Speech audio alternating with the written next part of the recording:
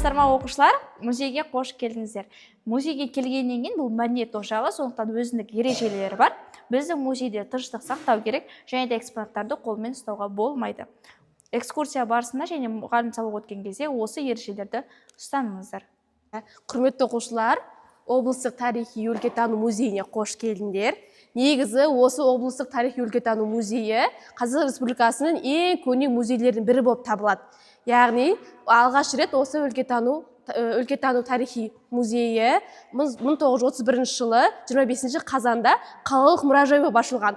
Одан кейін 1941 жылдары облыстық тарихи өлкетану мұражайы болып қайта құрылады. Музей экспедициясы Жамбыл облысының жер бедерінің қалыптасуынан бүгінгі күнге дейінгі осы облысымыздың тарихын, мәдениетін, экономикасын құрайды.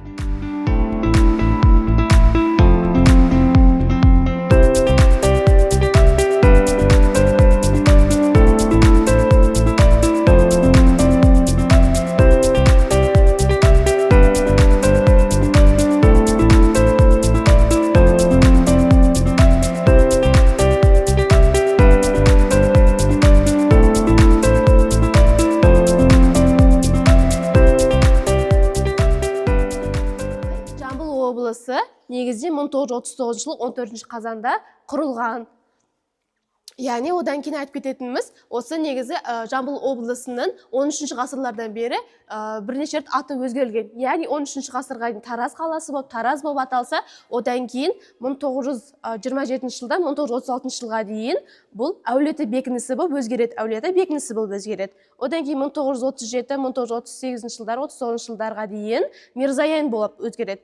1939-дан 1997 жылға дейін Жамбыл облысы, Жамбыл қаласы болып өзгеріледі. Яғни Жамбыл облысы негізі осы жылға дейін аты бірнеше рет өзгеріледі. 13 ғасырға дейін Тараз қаласы болып келеді. 1927 жылдан бастап 1936 жылға дейін Әулеті бекінісі болып өзгеріледі. Одан кейін Әулеті бекінісінен кейін 1936-1938 жылдары Мирзаян болып өзгеріледі. Одан кейін 1936-дан 1997 жылға дейін Жамбыл облысы Жамбылдың атын береді. Жамбыл Жабаевты білесіңдер ғой? Жамбыл Жабаевтың аты беріледі. 1997 жылдан бастап қайттан президенттің жарлығы бойынша 13 ғасырға дейінгі берілген Тараз қаласы аты қайттан беріледі. Міне қараңдар оқушылар, яғни бізде Жамбыл облысынан табылған, бізде Жамбыл облысынан шығатын пайдалы қазбалар, кел жақындап кішкене қарасыңдар болады. Яғни бізде фосфорит бізде осы Қаратау мен Жаңатас облыстарынан шығады, Жаңатас қалаларынан шығады. Одан кейін бізде алтын Ақбақай облысынан шығады. Одан кейін бізде темір рудалары кішкене Сор қаласының облысынан шығады. Мына бетке қараған кезде біздің Жамбыл облысының табиғаты, яғни осы Жамбыл облысы мекендейтін құстар, мекендейтін аңдардың экспонаты тұрылған. Яғни мына жоғары жаққа қарасаңдар, осы бізде фотограф Қартабайдың осы Жамбыл облысындағы шөлді, таулы, сулы мекендерін сүрген болатын. Яғни одан кейін төменгі жағында орналасқан бізде Жамбыл облысында негізінен 40 мыңнан аса аңның, 3 мыңнан аса құстар бар. Яғни нерден қандай жануарларда қандай құстар танып тұрсыңдар. Яғни кезек-кезекпен айтсақ, Әлижан айта ғой. Бұл жақта андай, бұл зұлым қасқыр, бұлар жойылып кетіп, бұлардың андай, және жойылып кеткен жануарлардан андай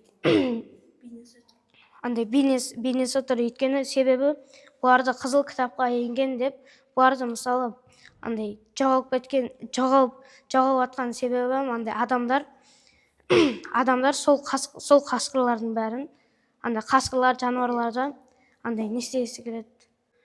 Пайда көргісі келеді ме? Мысалға мынау зұлым қасқыр. Бұл зұлым қасқыр ғылымға келсек, бұл жойылып кеткен. Бұны археологтар, түрлі мамандар бұның ДНК-сын кәдімгі қасқырға енгізейін деп жатыр. Мысалға бұрынғы қасқыр, бұларды цирктарға орнатып қояды. Бұл зұлым қасқырлардың ДНК-сын кәдімгі қасқырға енгізсе, зұлым қасқыр пайда болады, өмір сүреді деген. Қайта яғни жаналау, қайта тірілту яғни. Жаңа құстар туралы кім айтады? Құстар танып тұрсыңдар ма? Қай құс танып тұрсыңдар, айтыңдаршы. Мен бұл жердегі бүркітті және бүркіт. тағы үйректерді- сұңқар тұр, көгершіндер тұр, бүркіт тұр, үкіні мысалы. үкі тұр, тағы. Яғни оқушылар бізде одан кейін осы біздің заманымызға дейінгі 3000 жылдық пен 2000 жылдық аралығында осы адамдар үшін елеулі өзгеріс пайда болды. Яғни мыс пен қалайны балқытып қола жасайтын болды. Яғни заттар, тұрмыста қолданылатын заттар, тағы да басқаларды осы қоламен ыдыстарды, осы қоланы балқытып, мыс пен қалайны балқытып заттар жасайтын болған. Осы қола дәуірі кезінде экономикасы екі бағытта жүрді. Яғни мал шаруашылығы, одан кейін металл өңдеу. Яғни осы қола арқылы неше түрлі заттар жасау ғой. Сол уақытта бізде ең басында мысалы қара, ерте темір дәуірінің кезде матриархат болды ғой, аналық ру. Яғни біз ананы қадірлейтін едік, аналарды құрметтейтін едік.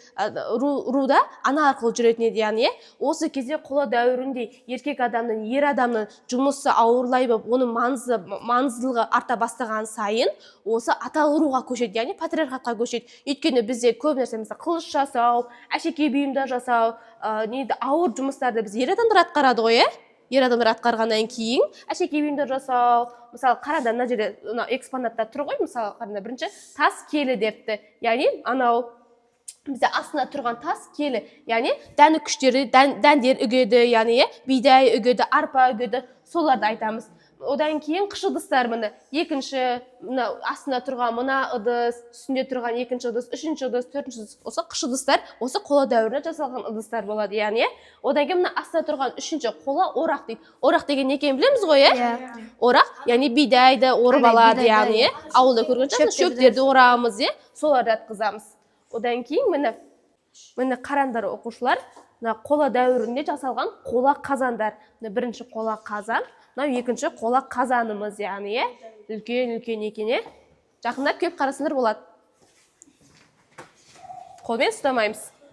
Яғни бізде келесі экспонатта, яғни оқушылар көріп тұрғандай сақтар туралы берілген. Яғни бізде сақтар біздің заманымызға дейінгі 1000 жылдықта осы Жамбыл облысында, Қазақстан территориясына мекен еткен тайпалар, түркі тайпалары болып табылады.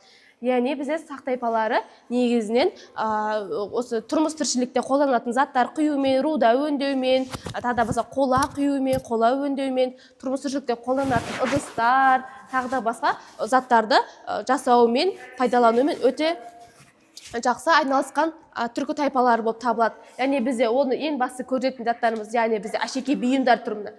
Әшекей бұйымдар тұр ғой, Алматы облысы Есік Қорғанынан табылған әшекей бұйымдар делінген. Одан кейін бізде мына әшекей бұйымдар, бұл жерде бізде осы сақтар бізде ең алдымен аң стилін алып келген, түркі тайпалары білесіңдер, аң стилін алып келген. Яғни осы жерде бізде еліктің мүсіні қоламен құйылып жасалынған дүние болып табылады.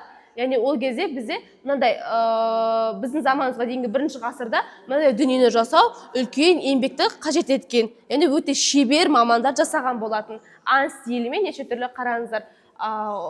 Қошқар мүйізді мүсінмен қошқарларды жасаған, елікті жасаған, одан кейін тау ешкіні жасаған, мына жолбарыстың мүсіндерін аң стиліне ұқсатып, аң стилі арқылы жасаған болатын. Одан кейін қараңдар бізде алтын әшекей бұйымдар, яғни сақтарға тиесілі біздің Жамбыл облысынан табылған, яғни Жеті төбе обасынан табылған алтын әшекей бұйымдар. Одан кейін мына бізде сақтарға тағы да тиесілі сақ жауынгерінің дулығасы. Яғни бұны да сақтар осы қоладан құйылып жасалынған.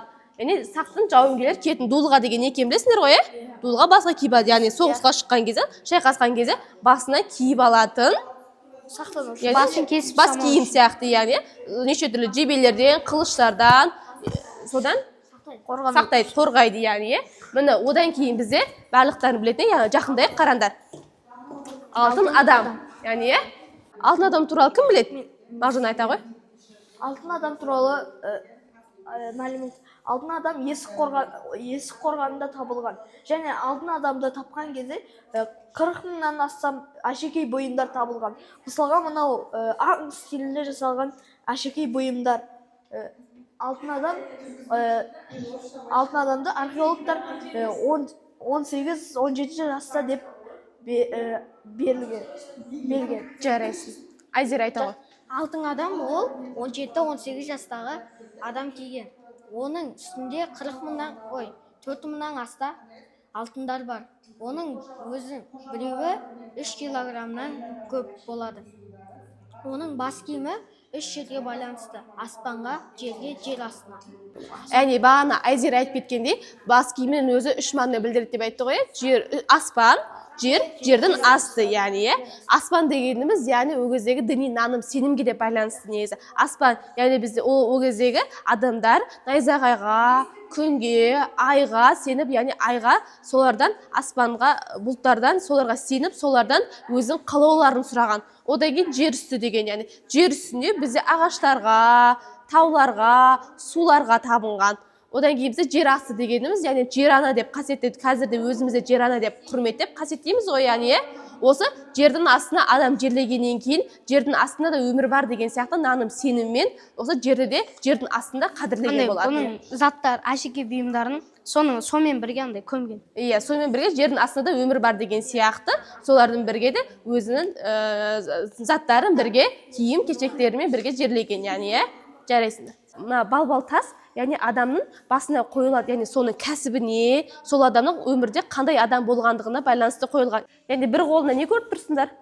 Ыдыс, екінші қолынан қылыш көріп тұр, яғни екінші қолында қылышы, яғни оның батыр болғандығын, жауынгер болғандығын білдіреді. Ал бірінші қолындағы ыдысы оның, яғни жер мен судың, аспан мен жердің бірі-бірімен байланысты бейбітшілік өмір сүріп жатырмыз.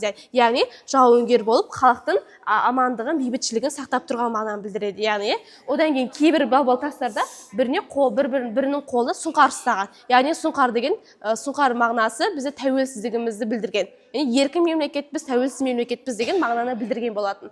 Енді балбал тастарға келетін болсақ, тағы да басқа, сол бағанағы айтып кеткендей, адамның дүниеде қандай адам болғандығы, қандай кәсіппен араласқаны, яғни жауынгер бола ма, немесе ұста бола ма, немесе ел билеген адам ба, соған байланысты балбал тасты соған орай қойған болған. Әне бағана балбал тастардан бұрын осы міне бізде Умайя ананың мүсіні, яғни бізде Умайя ана түркі дәуір негізін салушы, отбасы мен балалардың қорғанышы деп білдірген. Яғни осы Умайя анаға табылған. Осы Умайя ана бізде Жамбыл облысы Билікөл ауданынан табылған 1960 жылы. Умайя ана, яғни осы отбасы ошаққасының, осы отбасының бейбітшілігін, отбасының амандығын тілеп отыратын қорғаншы, яғни тәңір деп табылған. Яғни бір тәңір. Осы түркілер осы Умайя анаға табынған, яғни. Бізде келесі экспонат, яғни ғұндар империясының, ғұндардың билеушісі Джи-Джидің суреті берілген. Яғни осы Джи-Джи ғұн империясы кезінде, ғұн империясы екіге бөлінеді, яғни сол қанаты сол Қытай империясы, Хан империясына қалып кетеді да, ал оң қанаты батысқа қоныс аударады. Талас бойының жанына қанылармен одақтасып, талас бойының маңына келіп орналасады.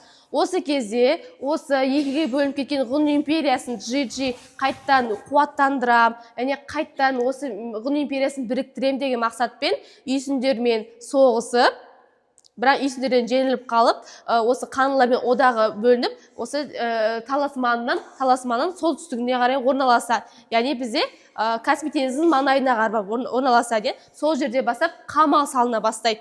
Сонда Джи-Джи осы ғұн империясы арқылы өзіне қала, қамал соғады.